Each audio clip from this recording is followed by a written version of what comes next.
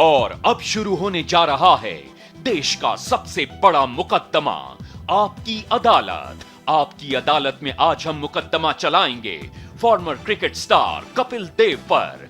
आपकी अदालत में आज जनता की ओर से जज होंगे former cabinet secretary TSR Subramanian और जनता की ओर से मुकदमा चलाएंगे जनता के वकील रजत शर्मा।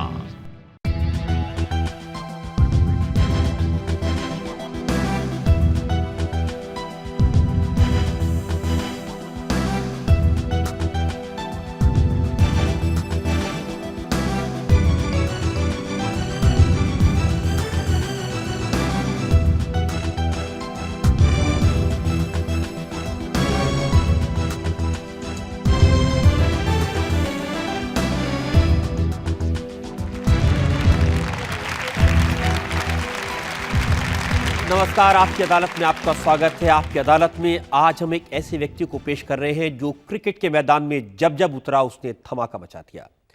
जब उसके हाथ में बैट था या उसके हाथ में बॉल थी तो सामने वाली टीम के छक्के छूट गए। एक ऐसी पर्सनैलिटी जो जब एडवर्टाइजिंग की दुनिया में उतरी, उसने जिस चीज़ का ऐड किया वो चीज़ लोगों ने खरीद ली। एक ऐसा व्यक्ति जो जब कमेंट्री के मैदान में उतरा तो उसने बाकी कमेंटेटर्स के छक्के छुड़ा दिए, उनकी बोलती बंद कर दी। दोस्तों, आज का मुकदमा आपकी अदालत में। Former Indian cricket star Kapil Dev आपकी अदालत में हाजिर हो।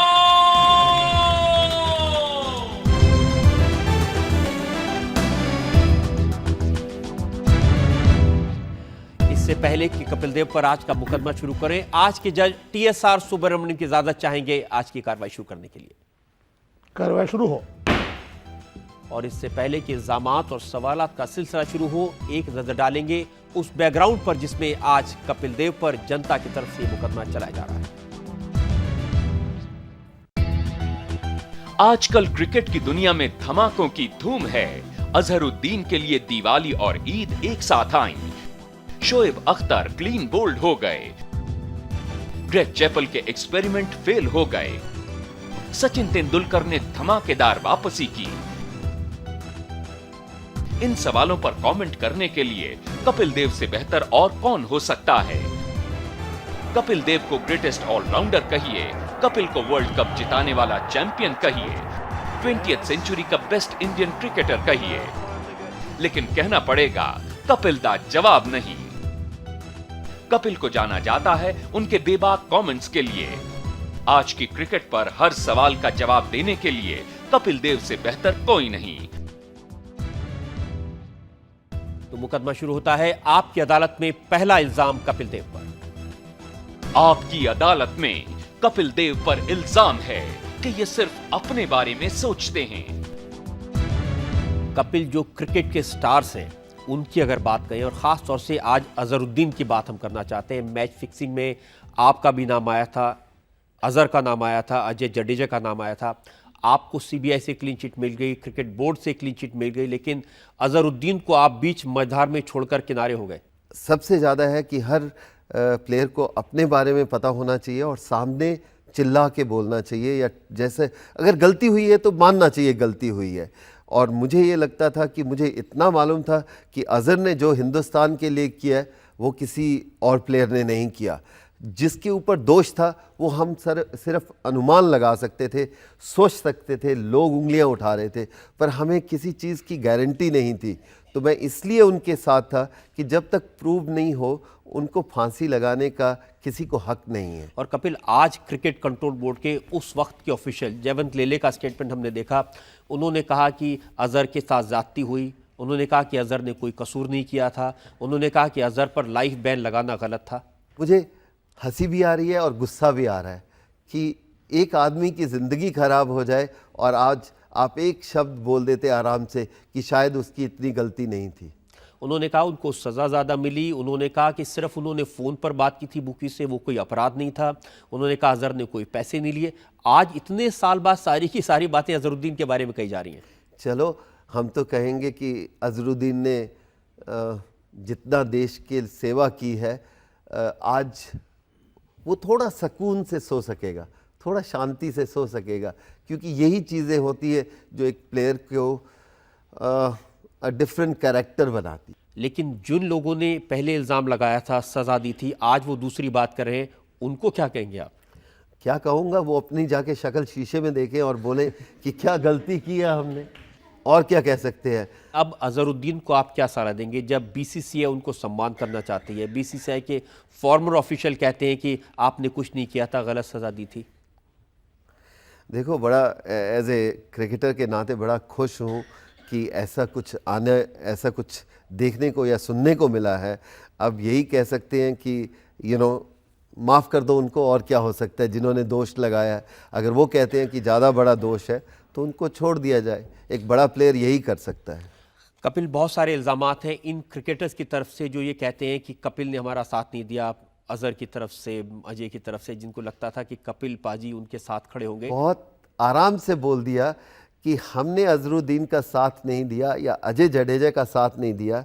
और मैं सोचता हूं, अगर हिंदुस्तान में मैंने नहीं उनका साथ दिया तो किसी ने साथ नहीं दिया।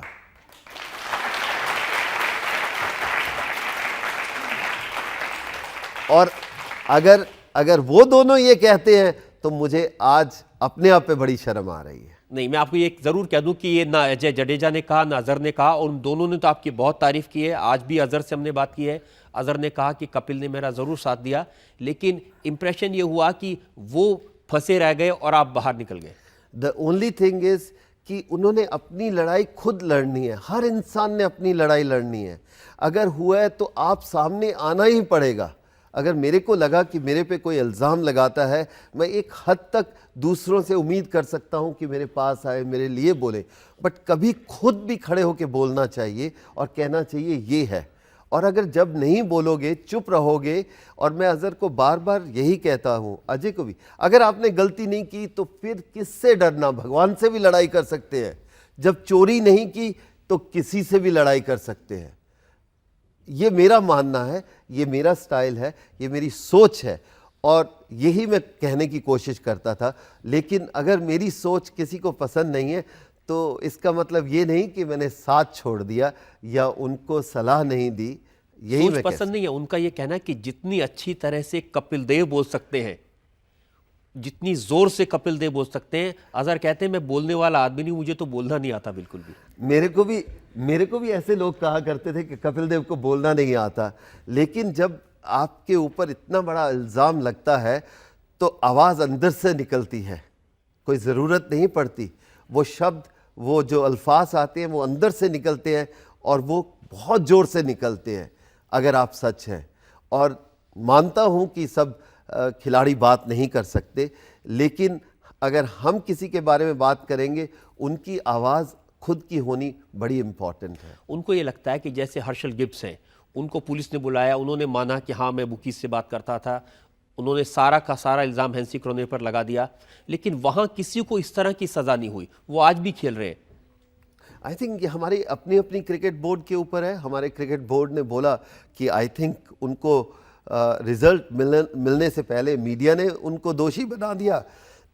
बाकी जो बचे थे क्रिकेट बोर्ड ने दोषी बना दिया। आपको नहीं लगता कि आईसीसी के लोग ज़्यादा नाराज़ हैं एशियन क्रिकेटर से, इंडियन क्रिकेटर से, क्योंकि जिस तरह के चार्जेस शेन वॉर्न पर लगे, सेक्स स्कैंडल का इल्ज़ाम लगा, मैच फिक्सिंग का इल्ज़ाम लगा, डोपिंग का इल्ज़ाम लगा, उनको तो किसने कुछ नहीं कहा, उनको तो किसने बाहर नहीं निकाला। आई थिंक ये सब क्रिकेट के अपनी बोर्ड के ऊपर है। हमारा कल्चर कुछ अलग कहता है, ऑस्ट्रेलियन कल्चर कुछ अलग कहता है। अगर उनके कल्चर में वो चीज़ें बड़ी आम हैं तो उनके अपनी बोर्ड ने देखना है। हमारे क्रिकेट बोर्ड या हमारे संस्था या हमारी जो हमारी सभ्यता है वो हमें इन चीज़ों में ओपनली करने को नहीं अलाउ करती। तो उसके लिए आई थिंक अगर हमारे क्रिकेट बोर्ड कुछ स्टेप ले भी लेते हैं तो I think it's not something we are going against our. सिर्फ इंडियन क्रिकेट बोर्ड नहीं, पाकिस्तान क्रिकेट बोर्ड, शोएब अख्तर को हमने देखा, वो मुंह छुपा के आंखों में आंसू लेकर बाहर गए हैं हिंदुस्तान से। आई थिंक शोएब अख्तर बहुत ही बड़े बॉलर हैं, उन्होंने बड़ा पाकिस्तान में अपना नाम कमाया, दुनिया में नाम कमाया। लेकिन जब इस तरह की बातें होती हैं एज ए क्रिकेटर के नाते हमें बड़ा अजीब या शर्म आती है कि ऐसा नहीं होना चाहिए। आप किस यकीन करते हैं शोएब अख्तर जब कहते हैं कि मैं बेकसूर हूँ, मैंने किसी तरह की डोपिंग में? ना तो मैंने उस पर इल्ज़ाम लगाया, ना मैं उसको क्लैरिटी दे रहा हूँ। आई थिंक ये तो आईसीसी वाले या उनका खुद बोर्ड ने करना है। मैं तो इस काबिल भी नहीं हूँ कि उसको सज़ा दे सकूँ, पर जो मीडिया बताती है कि ये हुआ है वो हुआ है, हम उसको पढ़ लेते हैं, उसके आधार पे हम अपनी सोच को रख देते हैं कि ऐसा हुआ होगा। मीडिया तो ये भी बताता है कि जो एशियन क्रिकेटर्स हैं उनके साथ ज्यादती होती है। इंजमाम की ये शिकायत है कि उनको जितनी सज़ा मिली उतनी सज़ा नहीं मिलनी चाहिए थी। आई थिंक जब किसी को भी सज़ा मिलती है तो वो नहीं चाहता कि उसको सज़ा मिलनी चाहिए, पर गलती तो है, और प्लेयर से अगर गलती हुई है उसका दंड भी मिलता है। शायद हर इंसान को लगता है कि उस समय उसकी गलती इतनी नहीं है। जब मेरे को टेस्ट टीम से निकाला गया था एक बार, तो उस समय मुझे भी लगता था कि मैंने इतनी बड़ी गलती नहीं की, लेकिन समय के साथ आप सीख जाते हो कि शायद थी गलती। आपकी अदालत में अगला इल्जाम कपिल देव का। आपकी अदालत में कपिल देव पर आरोप है कि ये हर किसी की आलोचना करते हैं। बहुत सारे नाम हैं जिनकी आलोचना आप लगातार करते रहते हैं और सबसे ऊपर उस लिस्ट में नाम है ग्रेग चैपल का। आपने ग्रेग चैपल से कहा कि आप ये जो एक्सपेरिमेंट्स करते हैं उससे मैं सहमत नहीं हूं।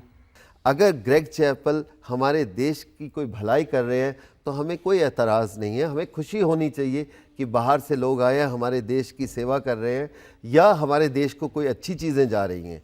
लेकिन कोई एक्सपेरिमेंट या कोई इतना स्टबन हो जाए कि अपनी गलती को माने ना, तो हम अगर नहीं बोलेंगे तो हमें अपने आप से शर्म आती है कि हमने क्यों इतनी क्रिकेट खेली, अगर सीधा नहीं हम बात कर सकते। और आपने जो बात कही, सचिन तेंदुलकर ने भी फिर उसी तर्ज में बात की। उन्होंने कहा कि एक्सपेरिमेंट्स इतने ज़्यादा नहीं होने चाहिए। शायद सचिन को भी लगता है कि बार बार उनकी पोजीशन चेंज होने से परेशानी हो सकती है। नहीं, एक बड़ा छोटी सी बात है कि हम हिंदुस्तानी किस तरह रहते हैं। हम अपनी सिक्योरिटी बहुत इम्पॉर्टेंट है। हम एक घर बनाते हैं, उसमें 100 पुश्तों तक वही रहते हैं लोग। एक घर बनाते हैं, बाप दादा परदादा उसी घर में रहते हैं।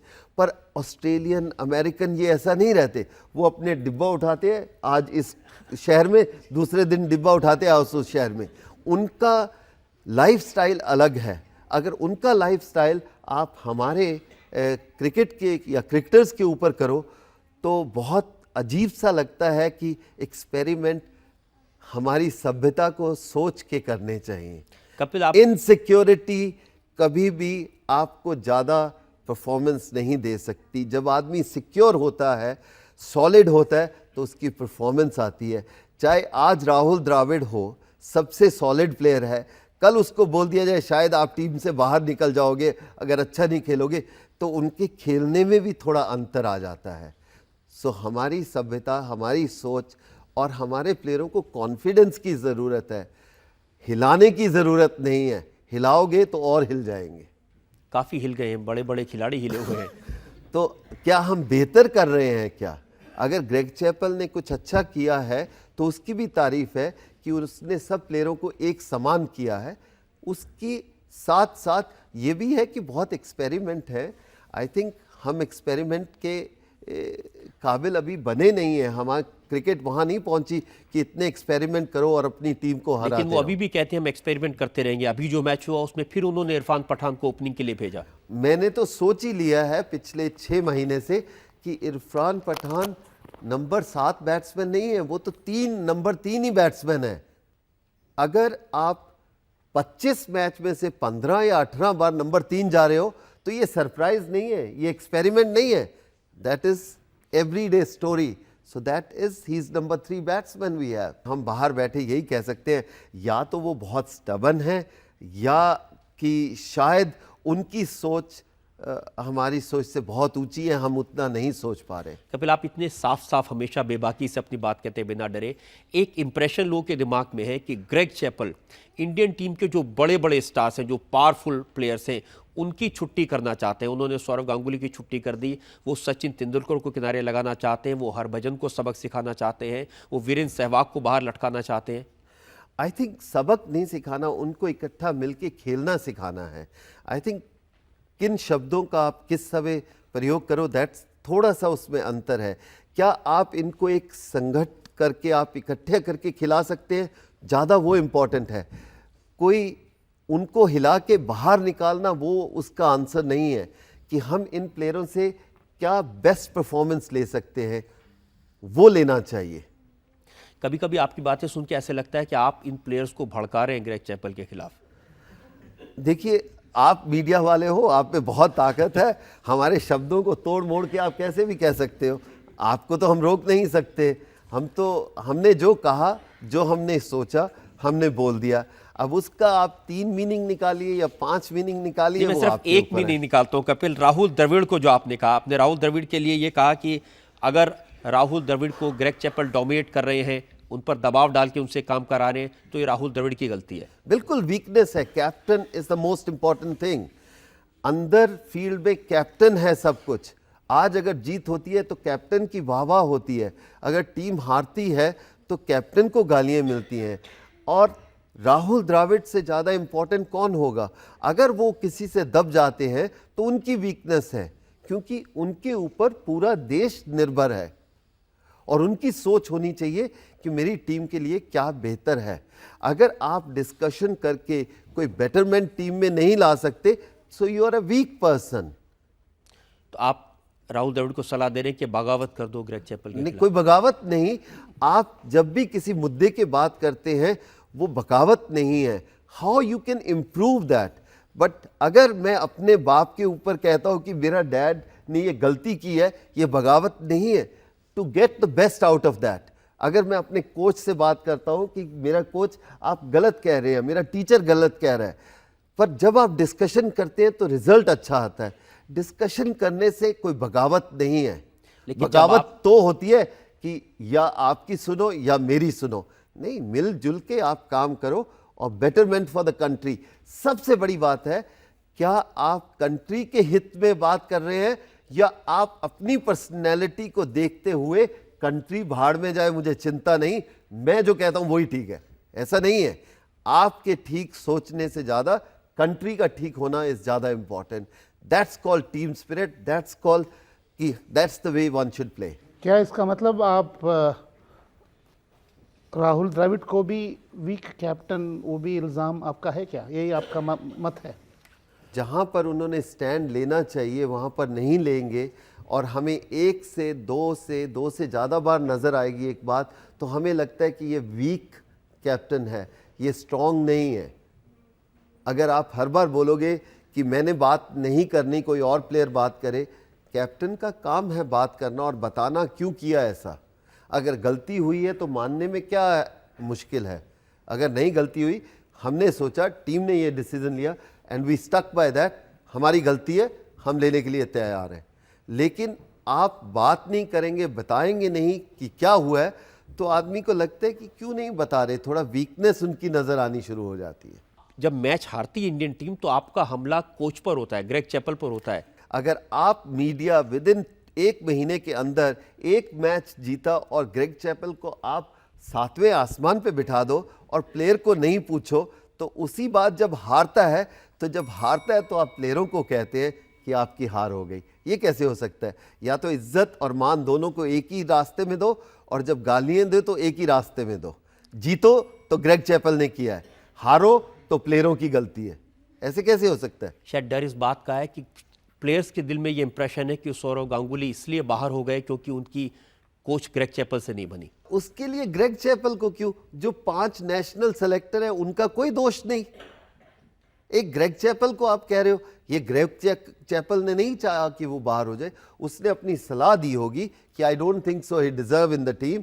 बट 5 सेलेक्टर जो इंडिया के हैं, जो हिंदुस्तान के लिए खेले हैं, ये उनके सोच में है कि आई थिंक इसका टाइम हो गया। उन्होंने जरूर पूछा होगा कैप्टन से, जरूर पूछा होगा उन्होंने मैनेजर से। देखिए, मैं बताऊं, मोटा इंप्रेशन लोगों के मन में यह है कि राहुल द्रविड़ इसलिए कैप्टन बने क्योंकि वो ग्रेग चैपल के एक डिसाइपल बन गए, उनको गुरु मान लिया, वो चेले बन गए। और सौरव गांगुली इसलिए बाहर हुए क्योंकि उन्होंने उनको गुरु नहीं माना। तो फिर आज 5 सिलेक्टर क्यों रखे? उनको निकाल ही दो, फिर वो किस लिए बैठे हैं?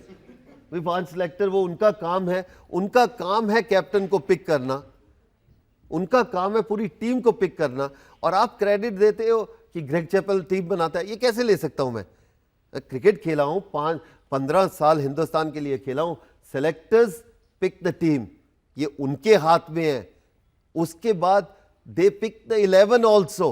बट अगर सेलेक्टर वीक होंगे तो कैप्टन स्ट्रांग हो जाता है या मैनेजर स्ट्रांग होता है। तो आप दूसरे राय में कह रहे हैं कि हमारे जो नेशनल सेलेक्टर हैं वो बहुत वीक है। उन्होंने भी सोच समझ के ही सौरभ को निकाला होगा। तो मैं ग्रेग चैपल को क्यों गलती दूं?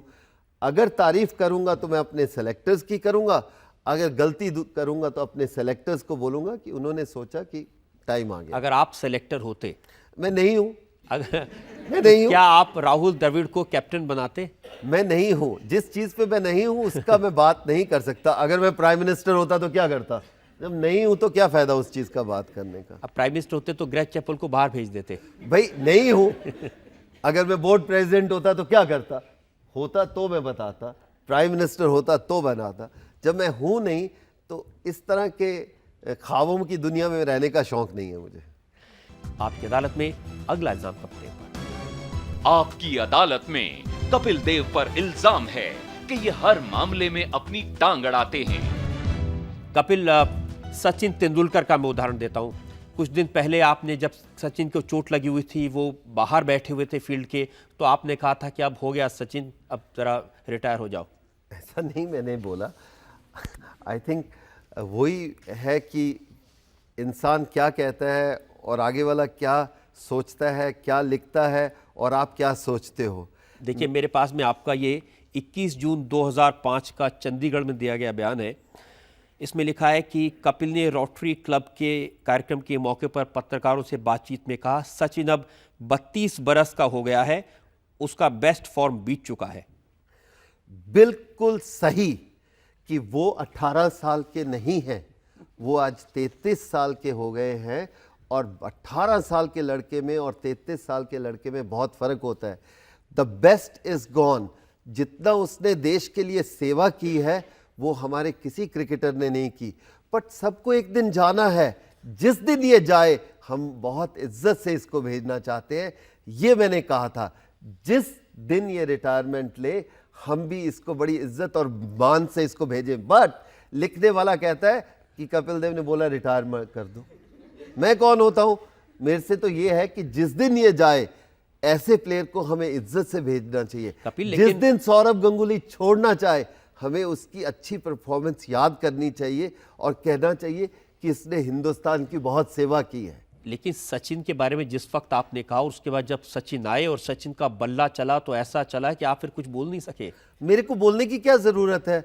Sachin will never be 20 again. आज आपके सामने बोल रहा हूं and he can not play the way he used to play. लेकिन आप जिस तरह से बैटिंग कर रहे हैं, लोग कह रहे हैं 18 के नहीं 17 साल की तरह बैटिंग कर रहे हैं। Good luck. मेरा अपना अनुमान है कि वो जो उन्होंने बैटिंग हमें शारजा में दिखाई थी या ऑस्ट्रेलिया में दिखाई थी अर्ली हिज लाइफ, हमने वो वैसी बैटिंग दोबारा नहीं देखी।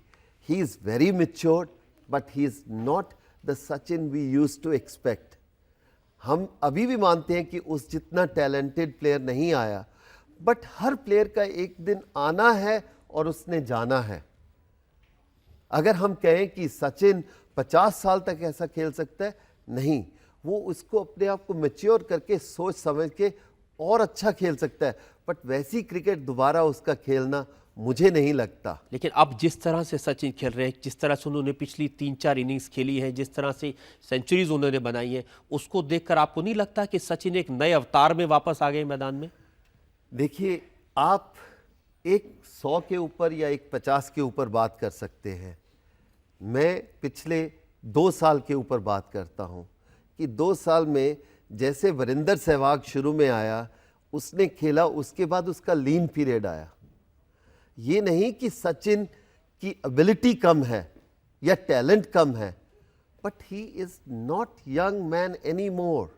ही is not the best what he was.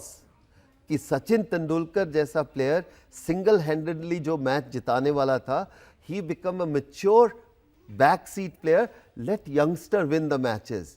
But वो सबके साथ होना है। ये आज राहुल वॉल बने हुए हैं, 2 साल के बाद इनका भी टाइम आना है कि other youngster will take over. ये कोई गलत बात नहीं है या हमारी सोच में फर्क नहीं है। एक ना एक दिन हम रिटायर हुए, गावस्कर साहब रिटायर हुए, डॉन ब्रैडमैन रिटायर हुआ, सबने होना है। और सबने अपनी अपनी टाइम पे बहुत अच्छी परफॉर्मेंस दी है। यू कांट एक्सपेक्ट कि सचिन जैसा प्लेयर ने जिसने 40-100 किए हैं, क्या हम चाहेंगे कि ये 100 साल तक क्रिकेट खेले? ऐसा नहीं हो सकता। ये सिर्फ हम अपने ख्वाबों में सोच सकते हैं। वो और 2 साल खेले तो हमें बड़ी खुशी होगी, पर जितना उन्होंने देश के लिए किया है उससे हमें बहुत संतुष्ट है कि उन्होंने हमारी उम्मीदों से कई गुना ज़्यादा अच्छा खेले हैं। आप हर किसी को रिटायरमेंट की सलाह देते हैं, सौरव गांगुली को भी आपने कहा था रिटायर हो जाए। भाई नहीं रिटायर हो, आप अगर क्वेश्चन पूछते हैं ना जवाब दो तो आप आके हमारे ऊपर होते हैं। आजकल कुछ नहीं बोलते भाई, अगर आप क्वेश्चन पूछोगे या तो मैं जवाब दूंगा या चुप करके बैठ जाऊंगा। चुप करके बैठने का है नहीं। लेकिन आपने तो ये कहा ना कि सौरव गांगुली जिल्लत की जिंदगी जी रहे हैं, उससे उन्हें निकलना ऐसा नहीं, ऐसे वर्ड नहीं मैं यूज करता जिल्लत की। आई थिंक आप तोड़ फोड़ के वर्ड डालना चाह रहे हैं कि मैं नहीं चाहता कि इतना बड़ा प्लेयर, सौरव गांगुली जैसा प्लेयर मिन्नत करके क्रिकेट खेले। जितनी उन्होंने सेवा की है वो शान से बाहर जाए और हमारे हीरो बन के रहे। सचिन भी, राहुल भी, धोनी भी, हरभजन भी, अनिल कुंबले भी, जब भी ये जाए शान से जाए, क्योंकि इन्होंने इतनी हमें खुशी दी है, इतनी इन्होंने परफॉर्मेंस कंट्री के लिए दी है, तो उसका हमारी सोच में थोड़ा अलग है, कहने का तरीका अलग है। या तो आप पूछो ना, पूछोगे तो मैं घुमा फिरा के बोल नहीं सकता, अच्छा नहीं लगता। सौरभ लगा मुझे 2 साल पहले कि जब उसको उस समय निकाला कि सौरभ अब तेरे को ले लेना चाहिए कि तेरे को बहुत बेइज्जती कर रहे हैं, और किसी क्रिकेटर की बेइज्जती हो तो हमें अच्छा नहीं लगता। ये अगर इल्जाम है तो लेता हूं। लगता है कि इस सवाल पर कम से कम जनता आपके साथ है। अगला इल्जाम क्रिकेट स्टार कपिल देव पर। आपकी अदालत में कपिल देव पर आरोप है कि ये सिर्फ पैसा कमाने में व्यस्त हैं। कपिल, आजकल जब क्रिकेटर्स पर यह इल्जाम लगता है कि चाहे वो सहवाग हो, चाहे वो धोनी हो, वो एडवर्टाइजिंग में ज्यादा कंसंट्रेट करते हैं, क्रिकेट में कम कंसंट्रेट करते हैं, तो लोग कहते हैं ये सब कपिल ने सिखाया है। बड़ा अच्छा है, चलो इनकी ज़िंदगी तो बेहतर होगी, रिटायरमेंट होने के बाद इनकी लाइफ अच्छी हो जाएगी।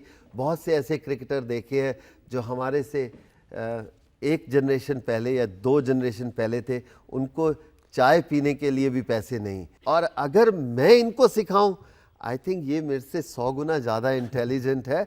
पर अगर आप मुझे ये कहते हैं कि मैं इनको सिखाता हूं तो मुझे बड़ी खुशी होती है। चलो आप तो सोचते हैं कि मैं ऐसा करता हूं। एक प्लेयर ने तो मुझे कहा कि कपिल देव जब सुबह घर से निकलते हैं तो ये सोच के निकलते हैं कि जब शाम को लौटूंगा तो 5 लाख रुपए जेब में होने चाहिए। ऐसा कोई इंसान इस जगह बैठा है, आपके साथ भी, जज साहब के साथ भी, जब आप घर से निकलते हो आप चाहते हो कि 5 लाख आज हार के आऊं या लुटा के आऊं? कोई नहीं सोचता। सब घर से बाहर इसीलिए निकलते हैं कि आज मैं काम करूं और पैसे कमाऊं, अच्छी ज़िंदगी बनाऊं। अगर वो नहीं है तो फिर हम काम ही क्यों कर रहे हैं? दुख सिर्फ तब होता है जब सहवाग या धोनी जैसे लोगों के बारे में ये कहा जाता है कि उनका ज्यादा ध्यान पैसे कमाने पर है बजाय क्रिकेट पर, और इसलिए उनकी परफॉर्मेंस खराब होती है। बिल्कुल नहीं, मैं तो चाहता हूं इनको करोड़ों रुपए और दो, क्योंकि आज पहली बार हमें खुशी होती है कि हमारे क्रिकेटर्स खुशी होती है।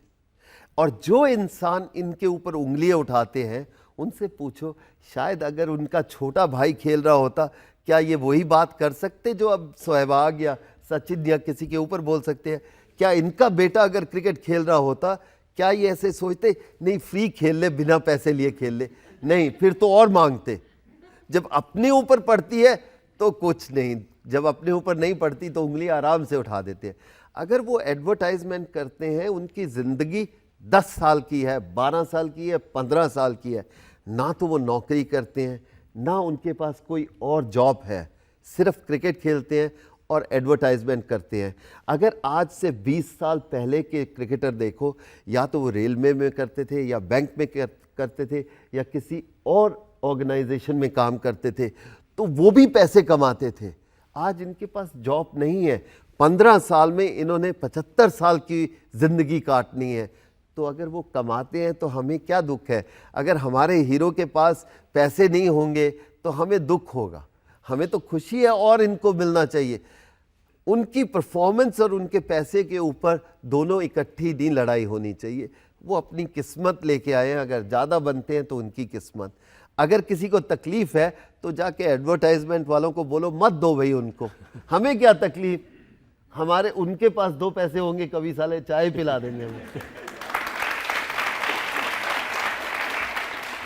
आइए जनता से पूछते हैं जो लोग आपसे सवाल पूछना चाहते हैं। जी हाँ, यहाँ अपनी टीम को देखा है कि जब भी कश्मकश कोई मैच होते हैं तो हमारी टीम अधिकतर हार जाती है, एकदम दुख होता है। हम तो स्पोर्ट्स माइंडेड ही नहीं अभी बने, हम तो स्पोर्ट्स कल्चर में भी नहीं अभी तो घुसे। हम तो बाय द वे क्रिकेट खेलते हैं, स्पोर्ट्स खेलते हैं, और उस स्पोर्ट्स को हम इतना ज़्यादा सोचते हैं कि हमारे लिए वो इतनी इज्जत और मान लाएगा। हमारी 7 पुश्तों में कभी किसी ने खेल नहीं खेले, एक आता जाता कोई प्लेयर निकलता है उसके ऊपर हम इतनी ज़्यादा उम्मीदें रख लेते हैं। तो ये बड़ा मुश्किल है कि ढेर हो जाते हैं या हार जाते हैं। कि कपिल आपसे इसलिए पूछते हैं, जब आप लड़ते थे तो किलर इंस्टिंक्ट दिखाई देता था कि सामने वाले को हराना ही है, अब वो स्पिरिट खत्म हो गई। अगर हम आपके ऊपर ही ले, हम सब कह सकते हैं कि रजत शर्मा जैसा सारा इंटरव्यू क्यों नहीं ले सकते भाई, उसमें वो जोश नहीं है। तो हर इंसान अपनी अपनी काबिलियत लेके आता है। ये तब्दीली पिछले 5 साल में आई है कि माँ बाप लेके आते हैं मेरे बच्चे को खिला दो। हमारे टाइम में ये था कि माँ बाप कहते थे चुप करके बैठ के पढ़ो, तुम खेलने गए तो चाटा पड़ेगा, तो चोरी चोरी करके खेलते थे। और दूसरे देशों में जो अमेरिका, ऑस्ट्रेलिया, बाकी इंग्लैंड में, उनके माँ बाप उनके साथ खेलने जाते हैं सैटरडे संडे। कहाँ हम जाते हैं कपिल? लेकिन आज जमाना यह है कि माँ बाप ये चाहते हैं कि हमारे घर में कपिल देव पैदा हो।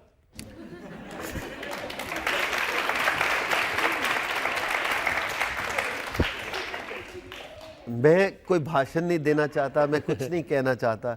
मैं ये चाहता हूँ कि जिस दिन आप सब सैटरडे संडे जब छुट्टी होती है, अगर आप नहीं खेलेंगे तो बहुत से कम सचिन पैदा होंगे, बहुत से कम राहुल द्रविड़ आएंगे। लेकिन जिस दिन आप सब सोचेंगे कि हमने खेलना है, हम हर दूसरे दिन एक सचिन पैदा करेंगे, हर दूसरे दिन एक कपिल पैदा होगा। नहीं तो बाय द वे कोई ना कोई आ जाएगा। लेकिन डॉक्टर, इंजीनियर हम सबसे ज़्यादा पैदा करेंगे, क्योंकि वही हमारे माँ बाप चाहते हैं। ये सच्चाई है, इसको आप छुपा नहीं सकते। बट माँ बाप चाहते हैं सीधा सचिन तेंदुलकर बन जाए, राहुल द्रविड़ बन जाए। उसके लिए बड़ी कुर्बानियाँ देनी पड़ती हैं। उम्मीद करते हैं कि कपिल आपकी बातों से लोग सीखेंगे और ज़्यादा सचिन तेंदुलकर, ज़्यादा कपिल देव हमारे देश में पैदा होंगे। आपकी अदालत में हमने कपिल देव पर इल्जाम लगाए जनता की तरफ से, और मानना पड़ेगा कपिल देव ने बेबाकी से, सफाई से जवाब दिए हर इल्जाम के। अब वक्त है आपकी अदालत में आज के जज TSR सुब्रमण्यम के फैसले का। कपिल एक ऑर्डिनरी पर्सन नहीं है, ये प्लेयर ऑफ द सेंचुरी रहा है, उनका जानकारी है, तो वो अपना व्यू देने में उनका पूरा हक है। जज का एक ही ऑब्जर्वेशन है कि इतने अच्छे उत्तर उन्होंने इल्ज़ाम के ऊपर दिया, कपिल पॉलिटिशियन बनने के लिए बिल्कुल लायक है।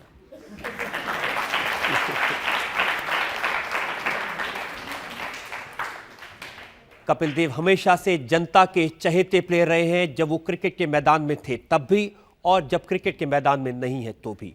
उम्मीद करते हैं जनता उन्हें इतना ही प्यार करती रहेगी। कपिल देव की बातों में कितनी सच्चाई है, इसका आखिरी फैसला हम आप पर यानी जनता पर छोड़ते हैं। अगले सप्ताह फिर मिलेंगे आपकी अदालत में एक नया मुकदमा लेकर। तब तक के लिए